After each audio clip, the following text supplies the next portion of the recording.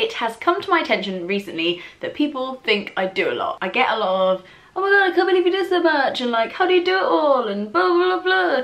And I'm like, one, the truth is I don't do it all. There are so many people I don't text back. I haven't checked my Facebook messages in weeks. Sometimes I completely check out of text messages because I have too many and I can't quite cope. And on more than one occasion I've forgotten to pay council tax and been fined handsomely for that. And I welcome the government to take my tax. I want to pay more tax. But it was, let's not pretend it also does mar my qualifications to personally say I am an amazing adult. However, I've always been somebody who's doing lots, and I've always loved doing lots. Keeps away the thoughts of existential dread during my A-level exams. Not my A-levels in general, not my mock exams, my actual A-level exams. In the evenings I was playing Mrs. Twit in the Twits in a theatre in Warwick for paying customers every night. Now I've been running this channel for about 7 years, during my undergrad, during my masters, during jobs, various jobs. I work full-time at the moment and I'm running a podcast, ding, and this YouTube channel, and I also run a podcast with my friends Hannah and Lucy, and I'm writing some books, plural for some reason. And I also run an online Patreon club called the Gumption Club, which I do loads of stuff for, and giveaways and meetups and live streams and book clubs and those things.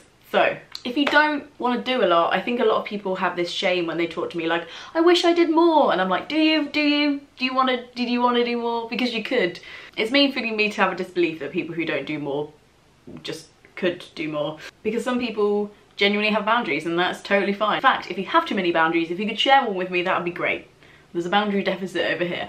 But a lot of people, I get the vibe from a lot of people that they want to say that they want to do more when actually they don't really want to do more. But there are genuinely some people who are like, I wish I could fill the time outside of work with more like stuff that excites me. The degree of success to which I actually do this is questionable, and also giving sound advice out on this topic is problematic because it's also dependent on your situation and your personality. However, I have 3 points to share with you. So whatever they're worth, have them.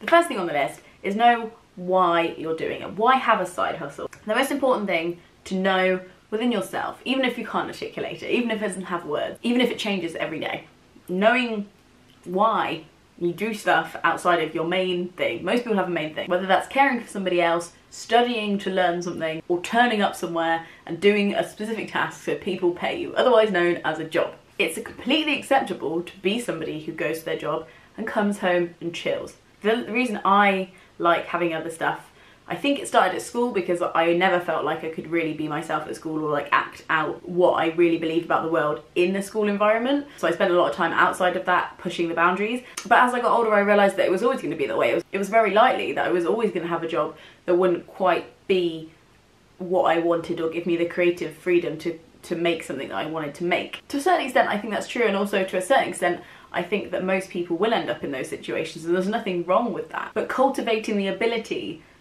to make what you want to happen outside of those 35-40 hours a week makes it possible for a lot more people to occupy themselves with the things that they love. The side hustle doesn't always have to be the side hustle that becomes the main event. A side hustle is a valuable side hustle in itself. I also think that doing stuff outside of work has given me a more healthy attitude towards work. I feel like I deal with failure at work better because who I am at work and my role at work isn't the be all and end all of who I am or what my achievements are. So if I do something badly at work, I can generally recover from it better, I think, or respond in a more mature way to it, because I'll inevitably have something going on outside of work that defines me in a different way and that suits me better. For example, with YouTube or with writing, I can always build on those skills. I've been building on those skills for a very long time and nobody can take away those slow pyramid steps that I've been building. Whereas in a job, you might start a new job and be asked to do something that you've never done before and you start right at the bottom again, which is really healthy for your ego. But I feel like, does it make sense? Outside of work, I feel like I can respond and have a more like healthy separation from my work because I'm self-defining outside of that bracket. What I'm saying is, it's awful when you have to work with people who see themselves as their job and therefore can't see themselves critically or get too emotional when things at work go wrong. Anyway, number 2, give up your in-jokes. What I mean by this is, There are going to be things that have to shift. It's very important to relax and have your downtime, but learning what your downtime is and what you enjoy most and what actually genuinely relaxes you is a really important thing about growing up. I'm going to sound a bit judgy here. I can't honestly believe that the very few ways that most people spend their free time relaxing is genuinely relaxing and helping everybody involved. For example, Netflix stresses me out. It doesn't require any interaction with me like YouTube or other creative pursuits does.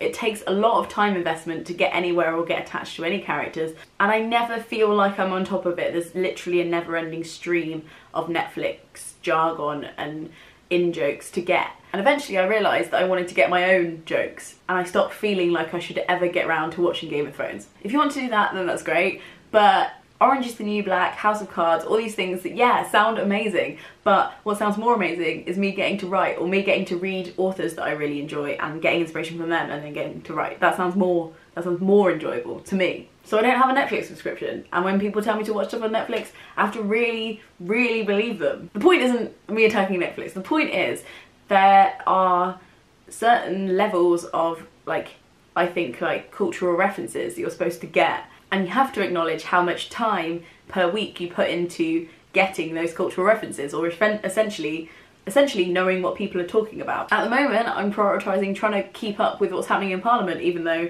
that is in some way masochistic at this point. And I'm prioritising making some longer term projects to put on YouTube and launching a podcast because I want to, and I don't want to tell anyone why I'm spending my time in one way and not another. And I think it's cool because often I'm the person who's known for not knowing what the hell people are talking about, or not having kept up with something, or having no idea. One, I think in some ways it helps you relate to people in a different way because they get to explain it to you and you get to go, oh, I didn't know that about blah, blah, blah. I think in their explanation you get to hear a more genuine version of who they are, rather than like waiting for your turn to speak and tell them what you think about this new character that's appeared on this TV show out of God knows where. And also it forces you to have bigger conversations with people when you are trying to get on with them or talk to them at a party or meet them, because you can't just be like, oh, did you watch an episode of Love Island last night? Oh yes I did. Which is great. I love a good icebreaker, I love a good common ground, but I find that now that I'm not chasing those in-jokes, I get to the real stuff faster, and I get to do what I want in my spare time and do my side hustle and achieve the thing. Okay, the third bit of advice, with which I will probably clash with a lot of people on. The third bit of advice that I feel is true is don't plan. Don't plan. Don't plan. You know, people are like, oh, get it all done. To get it all done, you need to slice your day into many little slices of pie and then allocate 2 pies for this task and 1 pie for that task. That is who I am at work. That is definitely who I am at work, and that's what I want to do.